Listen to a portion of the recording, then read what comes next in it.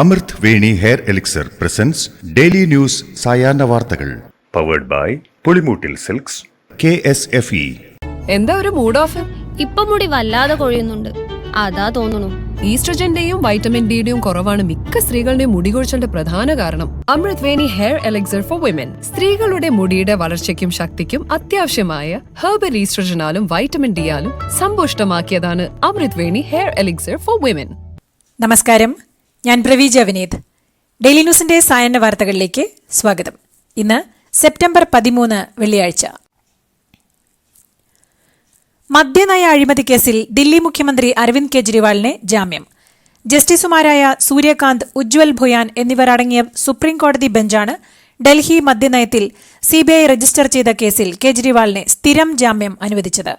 അതേസമയം കൂട്ടിലടച്ച തത്തയാണെന്ന ജനങ്ങളുടെ ധാരണ CBI തിരുത്തണമെന്നും CBI സീസറിന്റെ ഭാര്യയെപ്പോലെ ആയിരിക്കണമെന്നും സംശയത്തിന് അതീതയാവണമെന്നും ജസ്റ്റിസ് ഭുയാൻ പരാമർശിച്ചു. ED കേസിൽ ജാമ്യത്തിൽ കഴിഞ്ഞ കേജ്രിവാളിനെ അറസ്റ്റ് ചെയ്തത് നിയമവ്യവസ്ഥയെ പരിഹസിക്കുന്നതിന് തുല്യമാണെന്നും ജസ്റ്റിസ് ഭുയാൻ അഭിപ്രായപ്പെട്ടു. ദില്ലി മുഖ്യമന്ത്രി അരവിന്ദ് കെജ്രിവാളിന് ജാമ്യം അനുവദിക്കുന്ന വേളയിൽ അദ്ദേഹം പാലിക്കേണ്ട ചില വ്യവസ്ഥകൾ സുപ്രീംകോടതി ചൂണ്ടിക്കാട്ടി. കേസിലെ നിലവിലുള്ള നടപടികളുമായി ബന്ധപ്പെട്ട് പരസ്യമായ പ്രസ്താവനകളോ അഭിപ്രായങ്ങളോ നടത്തരുതെന്ന് അരവിന്ദ് കെജ്രിവാളിന് പ്രത്യേകം നിർദ്ദേശം നൽകിയിട്ടുണ്ട്. കൂടാതെ ഔദ്യോഗികമായി ഇളവ് അനുവദിച്ചില്ലെങ്കിൽ വിചാരണ കോടതിക്ക് മുമ്പാകെയുള്ള എല്ലാ ഹിയറിംഗുകളിലും അദ്ദേഹം ഹാജരാകേണ്ടതുണ്ട്. ജാമ്യത്തിലിറങ്ങിയാൽ കെജ്രിവാളിന് മുഖ്യമന്ത്രിയുടെ ഓഫീസിലോ ദില്ലി സെക്രട്ടേറിയറ്റിലോ പ്രവേശനം ഉണ്ടായിരിക്കുന്നതല്ല. കെജ്രിവാളിന് ഔദ്യോഗിക ഫയലുകളിൽ ഒപ്പിടാൻ കഴിയില്ല തുടങ്ങിയ വ്യവസ്ഥകളാണുള്ളത്. CPM ജനറൽ സെക്രട്ടറി സീതാറാം യെച്ചൂരിക്ക് അന്ത്യാഞ്ജലി അർപ്പിക്കാൻ നിരവധി പേർ പാർട്ടി ആസ്ഥാനമായ AKG ഭവനിലേക്കെത്തുന്നു. ഇപ്പോൾ ഡൽഹി എയിംസിലാണ് മൃതദേഹമുള്ളത്. വൈകിട്ട് 6-ന് ഡൽഹി വസന്ത് കുഞ്ചിലെ വീട്ടിൽ പൊതുദർശനത്തിനെത്തിക്കും. നാളെ പകൽ 11 മുതൽ 3 വരെ CPM കേന്ദ്ര കമ്മിറ്റി ഓഫീസായ AKG ഭവനിലാണ് പൊതുദർശനം. മൃതദേഹം അദ്ദേഹത്തിന്റെ ആഗ്രഹപ്രകാരം നാളെ വൈകിട്ട് വൈദ്യപഠനത്തിനായി എയിംസിന് വിട്ടുനൽകും. അന്തരിച്ച CPM ജനറൽ സെക്രട്ടറി സീതാറാം യെച്ചൂരിക്ക് പകരം നിലവിലെ PBയിൽ നിന്നും ഒരാൾക്ക് ജനറൽ സെക്രട്ടറിയുടെ താൽക്കാലിക ചുമതല നൽകിയേക്കും. നിലവിൽ കേന്ദ്രതലത്തിൽ പ്രവർത്തിക്കുന്ന നേതാക്കളിൽ ഏറ്റവും മുതിർന്ന അംഗം വൃന്ദ കാരാട്ടാണ്. പ്രായപരിധി നിബന്ധന അനുസരിച്ചാണെങ്കിൽ വൃന്ദ കാരാട്ട് അടുത്ത സമ്മേളനത്തിൽ കേന്ദ്ര കമ്മിറ്റിയിൽ നിന്ന് ഒഴിയണം. MA ബേബി, A വിജയരാഘവൻ എന്നിവരുടെ പേരുകളും ചർച്ച ചെയ്തേക്കാം. തൽക്കാലം താൽക്കാലിക ചുമതലയാകും ഒരാൾക്ക് നൽകുകയെന്നും പാർട്ടി കോൺഗ്രസ് പുതിയ ജനറൽ സെക്രട്ടറിയെ നിശ്ചയിക്കുമെന്നും നേതാക്കൾ സൂചിപ്പിച്ചു. ഹേമ കമ്മിറ്റി റിപ്പോർട്ടിനെ തുടർന്ന് വിപുലമായ മൊഴിയെടുപ്പ് നടത്താൻ അന്വേഷണ സംഘത്തിന്റെ തീരുമാനം. ഇതിന്റെ ഭാഗമായി ഹേമ കമ്മിറ്റിയിൽ മൊഴി നൽകിയ 50 പേരെയും കാണും. 4 സംഘങ്ങളായി തിരിഞ്ഞായിരിക്കും ഇവരിൽ നിന്നുള്ള മൊഴിയെടുപ്പ്. ഇത് 10 ദിവസത്തിനകം പൂർത്തിയാക്കും. ഹേമ കമ്മിറ്റിക്ക് മുന്നിൽ മൊഴി നൽകിയവരുടെ സ്വകാര്യത ഉറപ്പാക്കണമെന്ന് മുഖ്യമന്ത്രി പിണറായി വിജയനെ കണ്ട് WCC അംഗങ്ങൾ അറിയിച്ചിരുന്നു. സംസ്ഥാന സർക്കാരിന്റെ K-ഫോൺ പദ്ധതിയിൽ CBI അന്വേഷണം ആവശ്യപ്പെട്ട് പ്രതിപക്ഷ നേതാവ് VD സതീശൻ നൽകിയ ഹർജി ഹൈക്കോടതി തള്ളി. പദ്ധതിക്കായി കരാറുകളും ഉപകരാറുകളും നൽകിയതിൽ വൻ അഴിമതിയുണ്ടെന്നായിരുന്നു ആക്ഷേപം.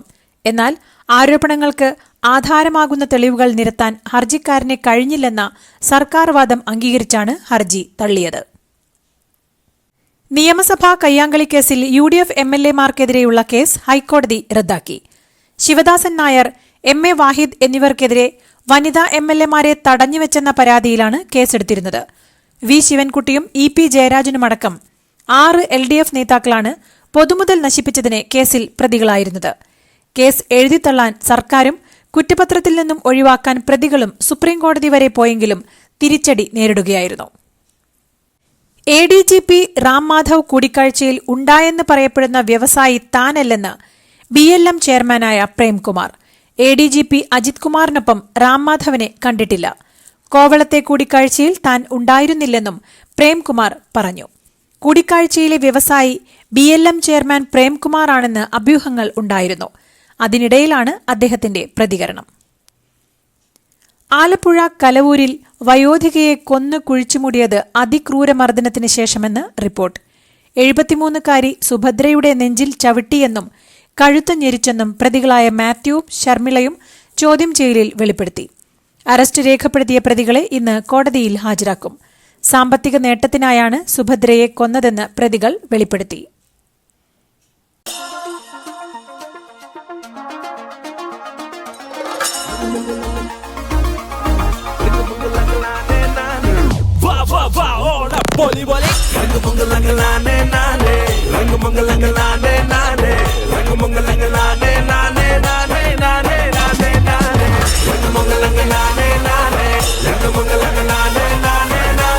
ഈ ഓണം 100ാം Onam, celebrating 100 years of Pulimoottil silks. ഇൻഡിഗോയുമായുള്ള സമരത്തേക്കാൾ വലുത് സീതാറാം യെച്ചൂരിയാണെന്ന് CPM നേതാവ് EP ജയരാജൻ. സീതാറാം യെച്ചൂരി അന്തരിച്ചതിനെ തുടർന്ന് പെട്ടെന്ന് ദില്ലിയിലെത്തേണ്ട സാഹചര്യം ഉണ്ടായതിനാൽ 2 വർഷത്തെ ബഹിഷ്കരണം അവസാനിപ്പിച്ച് ഇൻഡിഗോ വിമാനത്തിൽ EP ജയരാജൻ യാത്ര ചെയ്തു. ഇന്നലെ രാത്രി 10:30 കരിപ്പൂരിൽ നിന്നാണ് EP ദില്ലിയിലേക്ക് പുറപ്പെട്ടത്. 2022 തിരുവനന്തപുരം വിമാനത്താവളത്തിൽ വെച്ചുണ്ടായ പ്രതിഷേധത്തിന് യൂത്ത് കോൺഗ്രസ് 2 ആഴ്ചയും EP ജയരാജനെ ഒരാഴ്ചത്തെ വിലക്കും ഇൻഡിഗോ ഏർപ്പെടുത്തിയിരുന്നു. ഈ വിലക്കിൽ പ്രതിഷേധിച്ചാണ് താനിനി ഇൻഡിഗോയിൽ കയറില്ലെന്ന് EP പ്രഖ്യാപിച്ചത്. വയനാട്ടിലെ ഉരുൾപൊട്ടൽ ദുരന്തത്തിൽ കുടുംബാംഗങ്ങളെയും വാഹനാപകടത്തിൽ പ്രതിശ്രുത വരനെയും നഷ്ടപ്പെട്ട ശ്രുതി ആശുപത്രിയിൽ തുടരുന്നു. ചൊവ്വാഴ്ചയുണ്ടായ അപകടത്തിൽ ശ്രുതിയുടെ കാലൊടിഞ്ഞിരുന്നു. നിലവിൽ ആരോഗ്യസ്ഥിതി സാധാരണ നിലയിലായതിനാൽ ശ്രുതിയെ ആശുപത്രിയുടെ വാർഡിലേക്ക് മാറ്റിയിരിക്കുകയാണ്. അപകടത്തിൽ പരിക്കേറ്റ മറ്റ് 8 പേരും ആശുപത്രിയിൽ ചികിത്സയിലാണ്. ചൊവ്വാഴ്ച വൈകുന്നേരമാണ് ജെൻസൺ ഓടിച്ചിരുന്ന വാൻ ബസ്സുമായി കൂട്ടിയിടിച്ചത്. ഇടുക്കി കുമളിയിൽ പിതാവിന്റെയും രണ്ടാനമ്മയുടെയും ക്രൂരമർദ്ദനത്തിനിരയായ ഷെഫീഖിനെ പരിചരിക്കുന്ന രാഗിണിക്ക് സർക്കാർ സഹായം. സൂപ്പർ ന്യൂമററി തസ്തിക സൃഷ്ടിച്ച് സംയോജിത ശിശുവികസന പദ്ധതി അറ്റൻഡറായി രാഗിണിയെ സർക്കാർ നിയമിക്കുകയായിരുന്നു. എന്നാൽ ഷെഫീഖിനെ ഉപേക്ഷിച്ച് ജോലിയിൽ പ്രവേശിക്കാനില്ലെന്നാണ് രാഗിണിയുടെ തീരുമാനം. ജോലിയല്ല ഇപ്പോൾ വേണ്ടത്, ഷെഫീഖിന്റെ അമ്മയായി മുന്നോട്ടു പോവും, മരണം വരെ പോകണം. പെൻഷൻ ഉൾപ്പെടെയുള്ള കെയർടേക്കറിന് വേണ്ട ആനുകൂല്യങ്ങളാണ് തനിക്ക് വേണ്ടതെന്നും അതാണ് സർക്കാരിനോട് ആവശ്യപ്പെടുന്നതെന്നും രാഗിണി പറഞ്ഞു. രാഷ്ട്രീയ നിരീക്ഷകൻ അഡ്വക്കേറ്റ് ജയശങ്കറിനെതിരെ അസഭ്യവർഷവും ഭീഷണിയുമായി PV അൻവർ MLA. കക്കൂസ് മാലിന്യം ബക്കറ്റിലാക്കി കൊണ്ടുവന്ന് തലയിലൊഴിക്കുമെന്നും ഉടുമുണ്ട് ഉരിഞ്ഞ് നടത്തുമെന്നും ഭീഷണി മുഴക്കിയിട്ടുണ്ട്. ഫേസ്ബുക്ക് പോസ്റ്റ് ചെയ്ത വീഡിയോയിലാണ് അസഭ്യവർഷവും ഭീഷണിയും. വർഗീയവാദിയെന്ന് സമൂഹമാധ്യമത്തിലൂടെ പരാമർശിച്ചു എന്ന് പറഞ്ഞാണ് ജയശങ്കറിനെതിരെ PV അൻവർ MLA ഭീഷണി മുഴക്കിയത്. കോഴിക്കോട് ഫറൂഖ് കോളേജിൽ ഓണാഘോഷത്തിനിടെ അപകടകരമായ രീതിയിൽ വാഹനങ്ങൾ ഓടിച്ച സംഭവത്തിൽ സ്വമേധയാ കേസെടുത്ത് ഹൈക്കോടതി. വാർത്ത കണ്ടതിനെ തുടർന്നാണ് കോടതി സ്വമേധയാ കേസെടുത്തത്. പോലീസും മോട്ടോർ വാഹന വകുപ്പും 8 വണ്ടികൾ കസ്റ്റഡിയിലെടുത്തിട്ടുണ്ട്. വാഹനം ഓടിച്ചവരുടെ ലൈസൻസ് റദ്ദാക്കും. ഓണാഘോഷത്തിനിടെ വാഹനങ്ങളിൽ അഭ്യാസപ്രകടനം നടത്തിയ കണ്ണൂരിലെ വിദ്യാർത്ഥികൾക്കെതിരെയും നടപടി.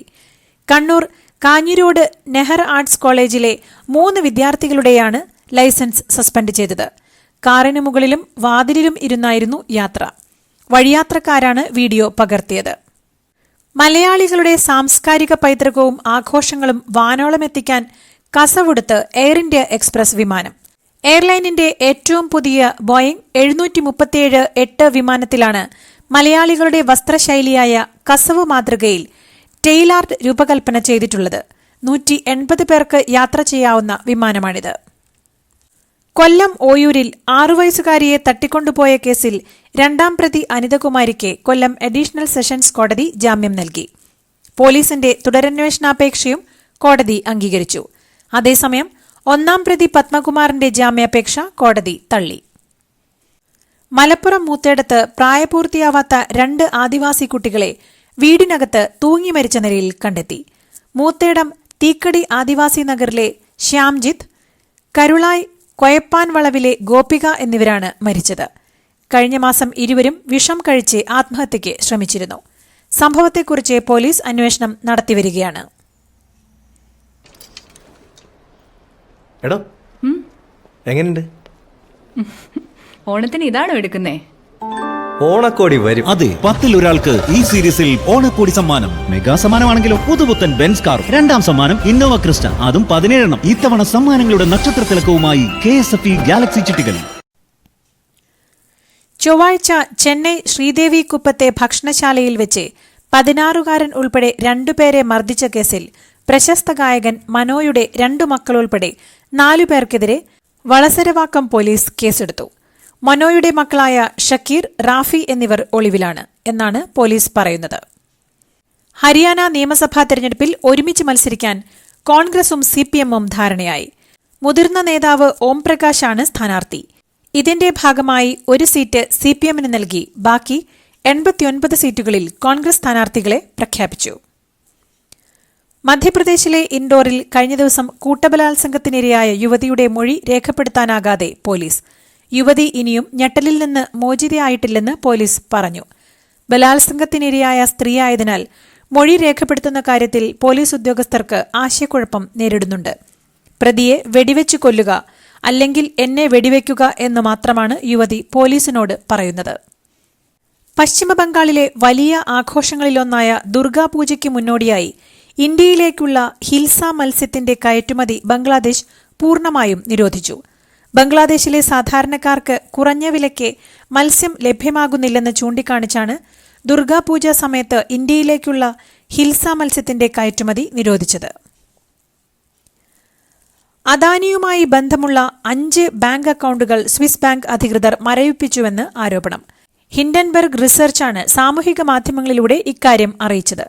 നിഴൽ കമ്പനികളിലേക്ക് പണം നിക്ഷേപിച്ചുവെന്ന ആരോപണത്തിലാണ് അന്വേഷണം. എന്നാൽ അസംബന്ധമായ ആരോപണമാണിതെന്ന് അദാനി ഗ്രൂപ്പ് വ്യക്തമാക്കി.